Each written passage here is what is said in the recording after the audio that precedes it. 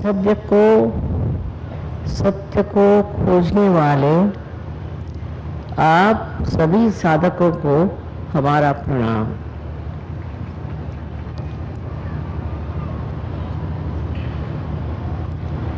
आज तक हम ये जानते ही नहीं थे कि हमें केवल सत्य मिला नहीं। जिस चीज को बुद्धि ठीक समझती थी उसी को हमने सत्य माना। फिर बहकते बहकते ये बुद्धि इस दिशा में चल पड़ी कि कोई सा भी काम करो वो ठीक है, अच्छा है, उससे लाभ है, यही करना चाहिए। सत्य से परे मनुष्य भटक गया और भटकते भटकते पता नहीं कौन सी खाई में जाकर गिरा हुआ है। ये देख करके लोग सोचते हैं कि ऐसे कैसे हुआ, ऐसी स्थिति क्यों आई।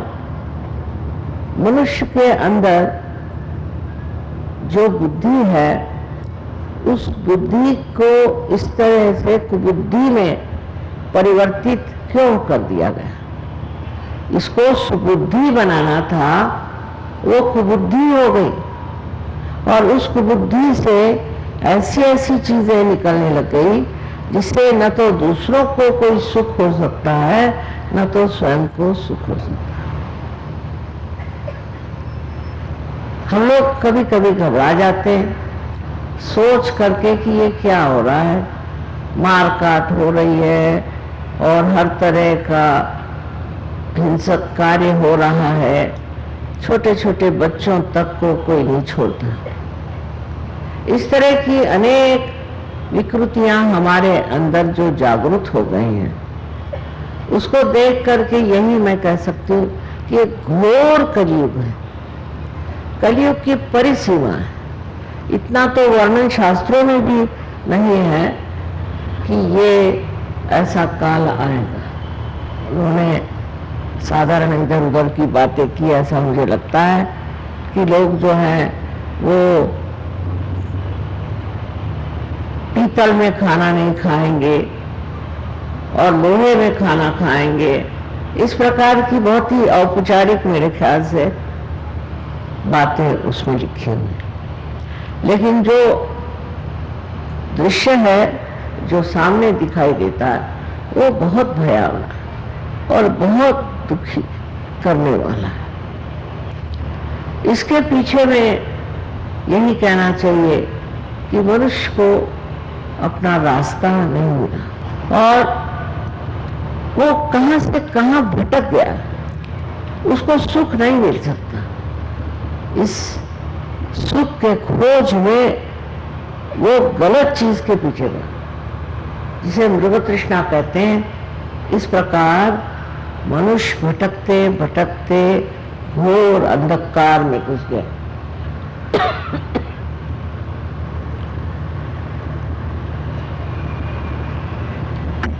वो ये भी नहीं जानता कि जो मैं कर रहा हूं ये कुकर्म है और इस कुकर्म का फल मुझको तो बुरा मिलेगा, औरों को भी मिले। इस तरह की चीजें इतनी बढ़ गई हैं कि कभी कभी समझ में नहीं आता कि ये संसार कहाँ जाने वाला। अपने देश में अनेक प्रश्न हैं और देश में भी बहुत से प्रश्न हैं। ये सोचना कि बाहर के लोग बड़े ठीक हैं ये गलत बात है। वो भी खोज में लगे हुए हैं और उस खोज में वो देखना चाहते हैं कि किस तरह से वो उस स्थिति को प्राप्त करें जिसमें वो मनुष्यता तो कम से कम पाले। इसका जो भी परिणाम हुआ है वो ये है कि मनुष्य निराशा में चला गया। उसके अंदर गहन निराशा आ गया और सोचता अब क्या करें, सब ऐसा ही चलना है, चलेगा, इसको तो ठीक कर नहीं सकते। ऐसे ही वक्त एक बात हमें याद रहना चाहिए, जो साधु संतों ने कहा है कि अपने ही अंदर खोजो, अपने ही अंदर सब कुछ है। काहे रे बन खोज न जाए, सदा निवासी सदा आलेपा तो है संगरम। वो कौन है, वो कौन सी चीज है जिसके बारे में सब संतों ने हिंदुस्तान में भी कहा है, बाहर भी कहा है, सब धर्मों में ही कहा हुआ।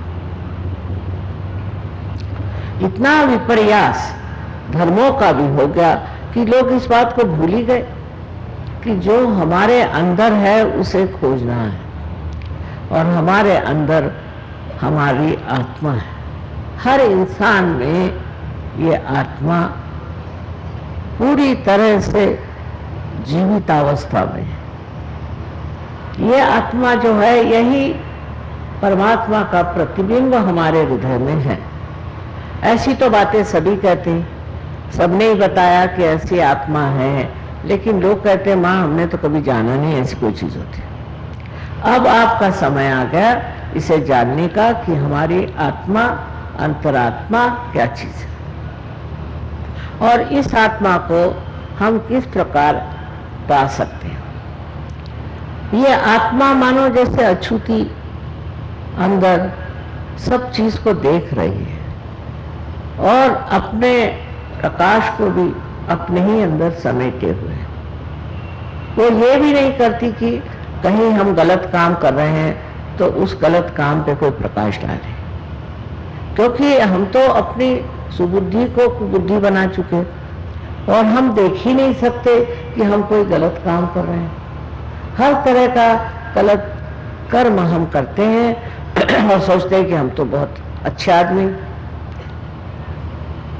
इस प्रकार हमारी सत्सत विवेक बुद्धि भी खत्म हो गई। अब इसी आत्मा को पाने की बात है, और इस आत्मा को किस प्रकार पाया जा सकता है ये समझना चाहिए। इसी के लिए आपके शरीर के अंदर ही इसकी व्यवस्था है, कोई बाहर जाने की जरूरत नहीं।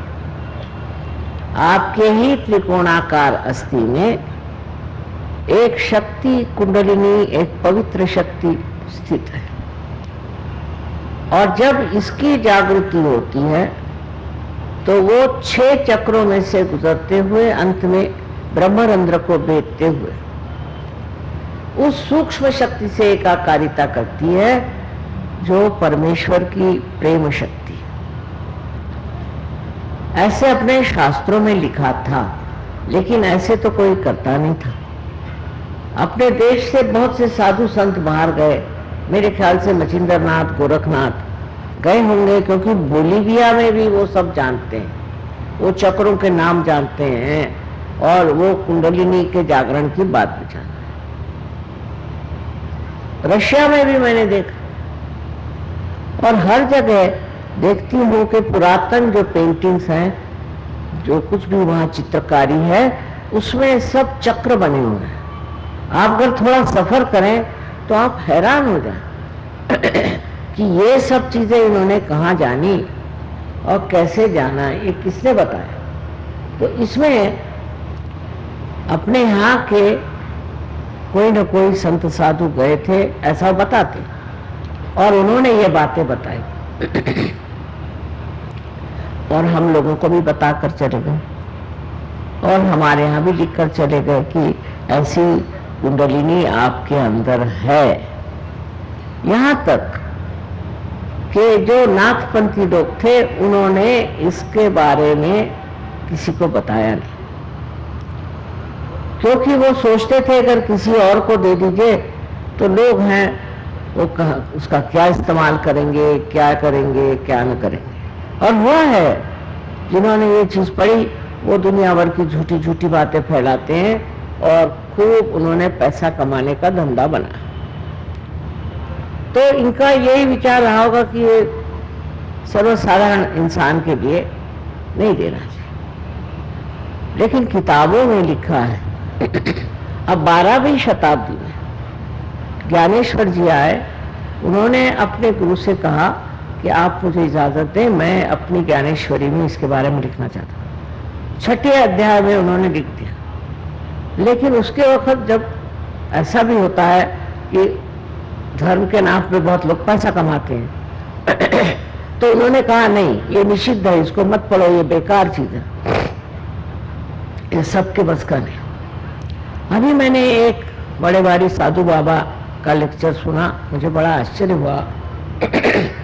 उन्होंने कहते, ये बना उनसे आसानी से नहीं आप समझ पाएंगे, पर एक तरह से गाली दी कि आप लोग सब प्रवृत्ति मार्गी हैं, निवृत्ति मार्गी नहीं है। अब प्रवृत्ति माने इधर उधर दौड़ने की आपकी जो क्रिया है वो आपका है। अब बताइए, और सब हाँ हाँ कर रहे, और आप निवृत्ति मार्गी नहीं है तो आप ज्ञान मार्ग में मत जाइए, क्योंकि सहयोग ज्ञान मार्ग है। आप अपने तरीके से चलिए और गुरुओं की सेवा करिए, उनको पैसा दीजिए, उनको ये करिए वो करिए वो करिए। और लोग मान गए। कोई किसी को कहे कि तुम निवृत्ति मार्गी नहीं हो तो एक तरह से तो गाली हो गई। लेकिन किसी को संस्कृति मालूम नहीं, जो बोल रहे ठीक है भाई, कुछ तो उन्होंने बनाया है। और प्रवृत्ति का मतलब है आप गलत गलत चीज की तरफ दौड़ना। और इसलिए उन्होंने साफ साफ कह दिया कि आप सिर्फ गुरुओं की सेवा करिए, एक पोता भर के आप एक बहुत से ये ले आइए, कहते हैं जिसको कि मूर्तियां ले आइए, उनकी पूजा करिए। अब बैठे हैं सवेरे 4 बजे से कर रहे हैं, फिर ये उपास करिए, वो तपास करिए, इतने कर्म कांड हमारे अंदर बढ़ दिए कि हम उसी में लुटे जा रहे हैं। ये भी नहीं हमारे समझ में आता कि ये क्यों कर रहे हैं, उसका क्या फायदा हुआ। हमारे बाप दादाओं ने ये किया और हम भी वही कर रहे हैं। और मोहम्मद साहब ने भी साफ कहा कि मूर्ति पूजा बंद, क्योंकि पता नहीं किसने बनाई है, किस वजह से बनाई। लेकिन ये पूछिए कि उन्होंने जो मक्का में एक काले पत्थर के चारों तरफ प्रदक्षिणा डालने की बात की, वो क्यों करी? उस पत्थर की क्या विशेषता थी? उस पत्थर में क्या बात थी जो कह रहे थे मूर्ति पूजा मत करो तो इस पत्थर के चारों तरफ क्यों घुमाते हो? उसकी वजह यह थी कि मक्का में मक्केश्वर शिव है, वो शिव है, मक्केश्वर शिव है। लेकिन अब कैसे जानिएगा आप कि वो मक्केश्वर शिव है? आप कैसे जानिएगा कि स्वयंभू मूर्ति कौन सी है? आपके पास कोई साधन नहीं। इसीलिए जब ये कुंडलिनी का जागरण होता है तो ये 6 चक्रों को छोड़कर जब उस चारों तरफ फैली हुई उस दैवी शक्ति से एकाकारिता प्राप्त करती है, तब आपके हाथ में ही चैतन्य बहता है। तब आपके हाथ बताएंगे कि क्या सत्य है और क्या गलत है। इतनी सुंदर व्यवस्था हमारे अंदर पहले ही से बना के रखी, ये कुछ बनाने की जरूरत नहीं। अब आपके हाथ बता रहे हैं, माने आपके हाथ जानते हैं। ये भी मोहम्मद साहब ने कहा है कि जब कियामा आएगा तो आपके हाथ बोलेंगे। आ गया कियामा, अब इसे प्राप्त करो। कोई पढ़ता भी है कि नहीं पता नहीं। जब हाथ बोलेंगे तो इस हाथ से पता चलेगा कि क्या चीज गलत है, क्या चीज अच्छी है, क्या चीज सत्य है।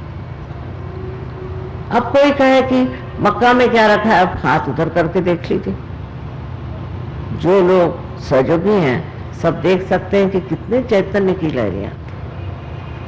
तो कौन सत्य है और कौन असत्य है, ये आप अपने हाथ पर जान सकते हैं। इसकी इतनी सुंदर व्यवस्था, ये पूरा यंत्र ही हमारे अंदर बना हुआ इतना सुंदर है। और फिर जब ये व्यवस्था हो जाती, जब आप उसे प्राप्त कर लेते। तो कमाल की बात है कि आपके अंदर के दोष अपने ही आप लय हो जाते, क्योंकि आप दूसरी दुनिया में गुजर जाते। आपके अंदर काम, क्रोध, मोह, मद, मत्सर, लोभ, ये जो आपके शत्रु हैं, भाग जाते। हमें तो आश्चर्य की बात है कि इंग्लैंड में जब हमने पहले दिन प्रोग्राम किया था तो वहाँ 6 ड्रग एडिक्ट्स आए थे। वो लोग ड्रग लेते थे और दूसरे दिन ही वो साफ हो गए। तो कहिए, ये तो कमाल है, ये कैसे हो गया? पहले पता नहीं, अब तो हमें लेना नहीं, हमें अच्छा नहीं लगता, हमें देखना नहीं। बड़े बढ़िया लोग हो गए, वही आज बहुत कार्यान्वित है और कार्य कर रहे हैं। तो ये जो चीज है कि जो अपने को प्राप्त करो कहाँ है, माने अपने आत्मा को जानो, उसकी व्यवस्था भी हमारे ही अंदर बनाई हुई है। जैसे कोई बड़ी दैवी हमारे यंत्र विद्या है, या कहना चाहिए कि मशीन है हमारे। और जब ये चल पड़ती, जब ये शुरू हो जाती, तब एक से एक चमत्कार आपको अपने ही बारे में दिखाई दे। कितने शराबी कबाब थे, उन शराब छोड़ दी। कितने ही दुष्ट लोग थे, उन्होंने दुष्टता छोड़ दी। मैं तलियाती में गई तो वहां पर एक माफिया के मुख्य डॉन चीफ वहां थे, तो उन्होंने सहयोग ले ली। उनका भी कमाल है, इन्होंने सहयोग कैसे ले लिया? कहले, माँ वो सहयोगी हो गए, वो आपसे मिलना चाहते। वो आए तो इतने नम्र, फर्स्ट उन्होंने इतना कहा कि माँ मैंने बहुत गुनाह किए, उनकी मुझे माफी हो जाएगी या नहीं ये बताए। अरे मैंने कहा, क्या बात करते, तुमने गुनाह किए वो तो हो गए, भूतकाल में हो गए, पीछे हो गए। आज मैं तुमसे तो बात कर रही हूँ वर्तमान की, और वो बात खत्म हुई। अब वर्तमान में तुम क्या हो, तुम आज कहाँ से कहाँ हो गए हो, ये देख लो। फिर उसने इतनी मदद की हम लोगों की, इतनी सराहना करी, और एक तरह से बड़ा आश्चर्य हुआ कि ये किस तरह जो माफिया का सबसे वहाँ मुख्य आदमी था, उसमें ये बदल कैसे आ गया, वो कैसे इस चीज को मान गया। ये घटित हो गया उसका, कुछ उसको लेक्चर नहीं दिया, कुछ उसको समझाया नहीं, बताया नहीं, ये घटना है। और ये घटना इस कलयुग में होना अत्यावश्यक है, क्योंकि उससे आदमी जो है परिवर्तित हो जाता है, ट्रांसफॉर्म हो जाता है। और जब आदमी परिवर्तित हो जाता है तब वो इतना निखर आता है, इतना सुंदर हो जाता है। आज दुनिया को इस परिवर्तन की जरूरत है, और यही परिवर्तन करना ही हम सोचते हैं। आप सब सहयोगियों का कार्य है। मैंने तो जहाँ तक हुआ की है, मैंने इतने देशों में घूमी फिरी हूँ। अब आप लोगों को चाहिए, जो सहयोग में आए हैं या आने वाले, उनको चाहिए कि और लोगों को बचाएं और उनको इस परिवर्तन में लाएं। बहुत से लोग भटके हुए हैं, यानी परमात्मा के नाम पे भटके हुए, धर्म के नाम पे भटके हुए हैं, किसी भी चीज में भटके हुए हैं। उनको जब आप इस अवस्था में लाएंगे, तब आप देखिए उनका रूप कैसे बदल जाता है।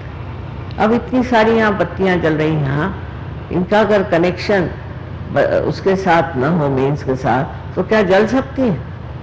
इसी प्रकार जब तक हमारा ही संबंध, जैसे कि ये है, इसका संबंध अगर मीन्स के साथ नहीं हो तो इसका कोई उपयोग नहीं।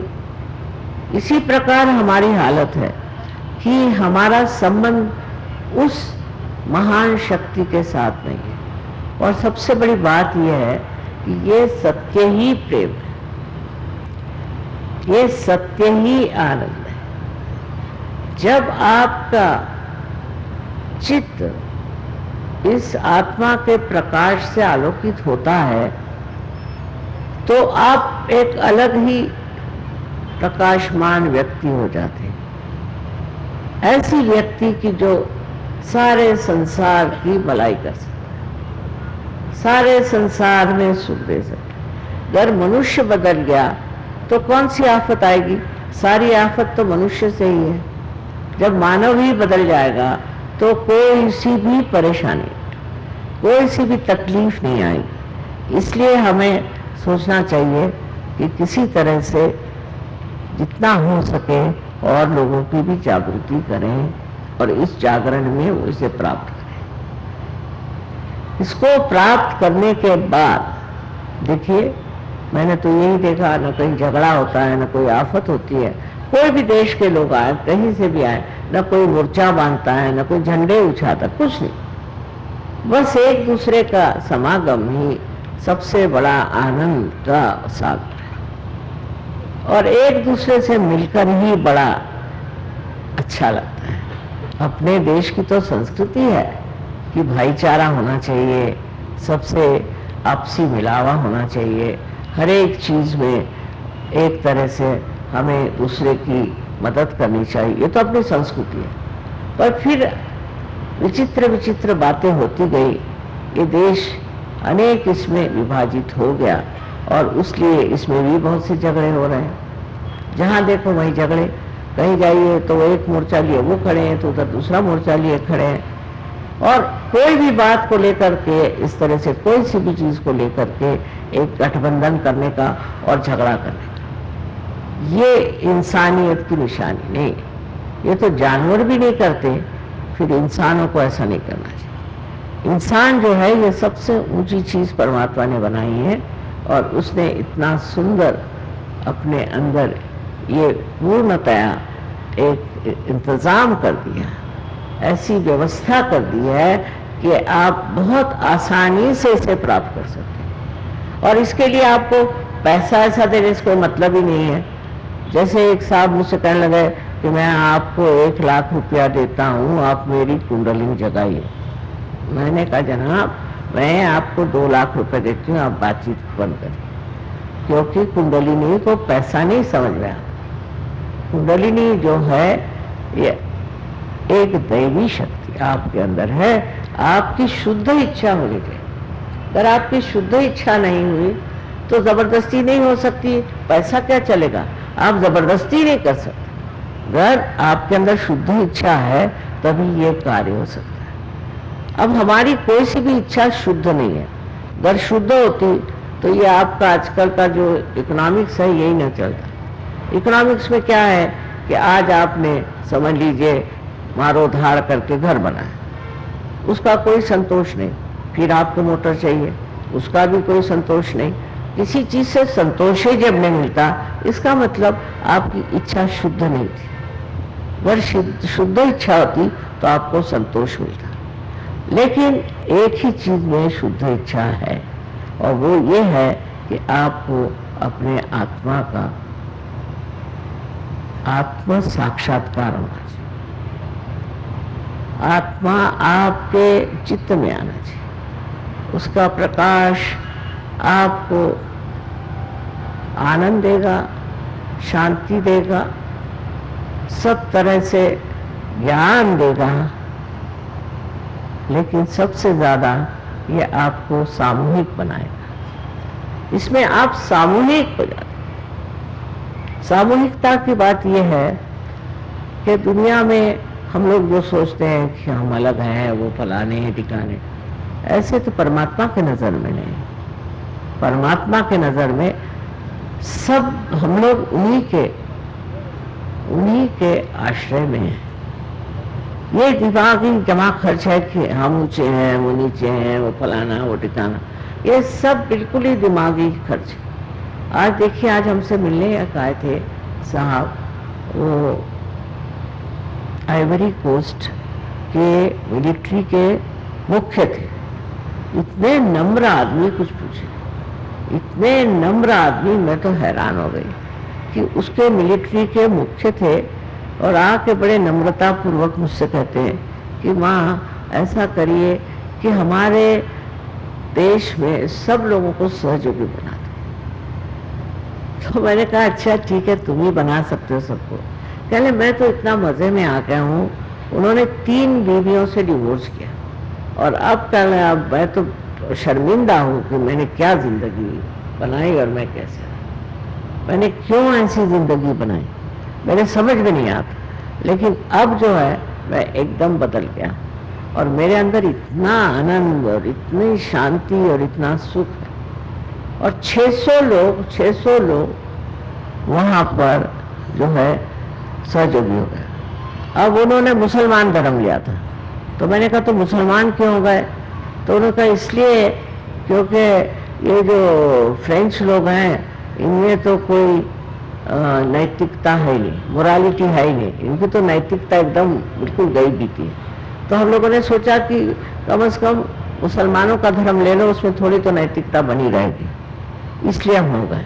तो मैंने कहा सहयोग में तो सभी धर्म एक समान है और सब धर्म से आप आ सकते हैं, इसमें किसी धर्म का अपमान नहीं है, कोई नीचा नहीं ऊंचा नहीं, उल्टे आप अपने धर्म को बहुत अच्छे से समझते हैं, उसकी जो गहराइयां हैं उसको समझते हैं। अभी तक आप भटक रहे हैं तो आप उसे पा सकते हैं जो असलियत है, जिसके लिए वो धर्म बनाए गए थे। जो लोग आजकल धर्म के नाम पे लड़ाई झगड़ा ये वो करते हैं, ये कैसे हो सकता है? हो ही नहीं सकता, तो गलत चीज है। और ये गलत काम इसलिए हो रहा है कि फिर से मैं कहूंगी कि अंदर एक कुबुद्धि आ गई और ये कुबुद्धि ये कार्य करती। अब इस कुबुद्धि को भी प्रकाशित करती है आपकी कुंडली। जब वो इस चक्र से गुजरती है, आज्ञा जिसे कहते हैं, तो वो प्रकाशित कर देती है और आपको समझ में आ जाता है कि अरे ये मैं क्या कर रहा था, ये किस बेवकूफी में दौड़ रहा था, ये किस बात को लेकर मैं लड़ रहा था। जब तक आप अपने को नहीं जानिएगा, आप सत्य को पहचान नहीं सकते और आप झूठी चीज में अपनी जिंदगी बर्बाद करेंगे, अपनी करेंगे, अपने बच्चों की करेंगे। इतना ही नहीं पर सारे देश का ही सत्यानाश हो जाएगा। अनेक देशों का इस तरह से सत्यानाश हो रहा है। इसलिए एक जो ये चीज हमारे देश में है और जो बहुत ही पवित्र चीज है कि आपके कुंडलिनी का जागरण करना है। अब ये कुंडलिनी आपकी माँ है, आपकी अपनी व्यक्तिगत, आपकी अपनी ही माँ है, वो किसी की और माँ नहीं। जैसे आपके माँ को हो सकता है 5-6 बच्चे हों, 8-10 बच्चे हों, इस कुंडलिनी के आप ही बेटे हैं, आप ही बेटी हैं। अब इस कुंडलिनी का जब जागरण होता है और जब ये जागृत होती है तो इसको सब कुछ मालूम है आपके बारे में। इसके अंदर आपके बारे में सारा रिकॉर्ड है कि आप क्या चाहते हैं, आप क्या थे, आपने क्या क्या दोष हैं, आपके शरीर में क्या दोष है, कहाँ कौन सी तकलीफ, सब मालूम। उसको संभालते हुए ये आपकी माँ उठती है और आपको इतनी भी तकलीफ नहीं होती। आश्चर्य है, इतनी सी भी तकलीफ नहीं होगी, क्योंकि ये माँ है। जब आप पैदा हुए थे तो माँ ने सारा दुख अपने ऊपर झेला था, आपको कोई तकलीफ नहीं दी थी। उसी प्रकार ये माँ है और जब इसका जागरण होता है तो किसी प्रकार की आपको तकलीफ नहीं होती, कोई परेशानी नहीं होती और आप एकदम कहाँ से कहाँ पहुँच जाते हैं। और फिर ये आश्चर्य होता है कि आप ऐसे थे, ये सब आपके अंदर था, इतनी संपदा थी, ये पता ही नहीं था। और हर तरह से आपको फायदा था, जैसे शारीरिक, मानसिक, बौद्धिक और आध्यात्मिक, चारों स्तर पे ये चक्र कार्य करते हैं और सब तरह से ये मामला बन जाता है। इसमें शक नहीं कि सहयोग में आने के बाद तंदुरुस्ती अच्छी हो जाती है, सब चीज अच्छा हो जाता है। इतना ही नहीं, लेकिन और जो कुछ सांपत्तिक स्थिति है वो भी लक्ष्मी की कृपा से ठीक हो सकती है। अपने देश में जितने लोग सहयोगी बने अधिकतर, उनकी सबकी सांपत्तिक स्थिति ठीक हो, उनका व्यवहार ठीक हो गया, उनके झगड़े खत्म हो गए, सब कुछ। क्योंकि ये शक्ति चारों तरफ विचरण करती है, हर जगह विचरण करती है और बड़ी कार्यान्वित है। और इस शक्ति के सहारे हमारा बहुत कुछ भला ही नहीं, लेकिन एक विशेष रूप का आदर्श जीवन बच जाता है। ऐसा जीवन कि जिसे देख लोग है कि क्या एक आदमी है इस तरह का। ऐसे पहले कहते थे एक साधु संतों के लिए, आज तो सहयोग में इतने लोग बैठे हुए हैं और इतने लोग सहज में आए। ये इतने देशों में फैलने का कारण ये है कि सब देशों में एक प्रकार की बड़ी ग्लानि, एक तरह की निराशा और दूसरी बहुत ज़्यादा हिंसक वृत्तियाँ बढ़ गई। सो उसमें जो लोग थे जिन्होंने सोचा कि ये गलत है, सो वो सहज में आए। ऐसे बताते हैं कि 86 देशों में सहयोग फैल गया। हालांकि मैं इतने देशों में तो गई नहीं, सही बात है, पर जैसे बीज उड़ करके जाए जहाँ भी, वहाँ पौधा खड़ा हो सकता है, उसी प्रकार सहयोग फैल गया। और बड़ा आश्चर्य होता है कि वहाँ से लोग यहाँ आ जाएंगे और वहाँ भी आते हैं, इटली भी आ जाते हैं, पर मैं उनके देश में अभी तक नहीं जा सकती और हो सके तो कभी चली भी जाऊंगी। लेकिन उनका जो प्यार है, उनका आपसी प्यार है और जो उनके आपसी मेल जोल है, वो देख करके बड़ी हैरानी। किसी एक आदमी के लिए भी, अभी बंबई में जब बॉम्ब फूटा था तो एक लड़का था, हमेशा कहता था माँ मैं जीना नहीं चाहता, मेरी माँ बहुत खराब है, ये है वो है, बार बार यही कहता था। वही एक लड़की की डेथ हुई। तो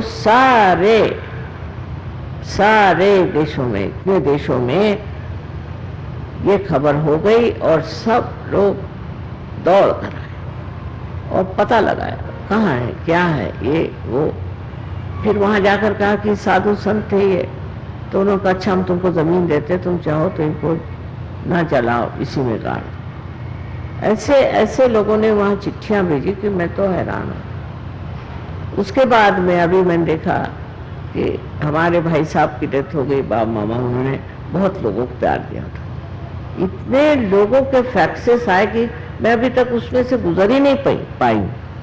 इतना प्यार, इतनी बढ़िया बढ़िया बातें उसके बारे में लोगों ने लिखा कि मैं सोचकर हैरान हूँ। मैं नहीं सोचती थी कि ये इनका इतना प्यार लोगों में बटा हुआ है, इतने लोग उनको प्यार करते थे। तो ये सारा प्यार का माहौल, इसमें आप आ जाते हैं, सब आपको प्यार करते हैं, आप भी सबको प्यार करेंगे। यही सबसे बड़ी बात है सहयोग की, कि सहयोग की शक्ति जो है प्रेम की शक्ति, और इसके आगे कोई और शक्ति नहीं चल पाई, कोई इससे बड़ी शक्ति नहीं। जो प्रेम की शक्ति है उसी के एक बड़े भारी आवरण में आप हैं और हमेशा आपका संरक्षण है। आपको कोई छू नहीं सकता क्योंकि आपसे परमात्मा प्रेम करते हैं। उनके आगे कौन चल सकता, उनके आगे कौन दुष्टता कर सकता है। ऐसे ऐसे हमारे यहाँ उदाहरण हो गए कि लोग कहते हैं माँ कैसे मैं बच गया, मेरे समझ नहीं आता, कैसे मैं पा गया मुझे पता नहीं।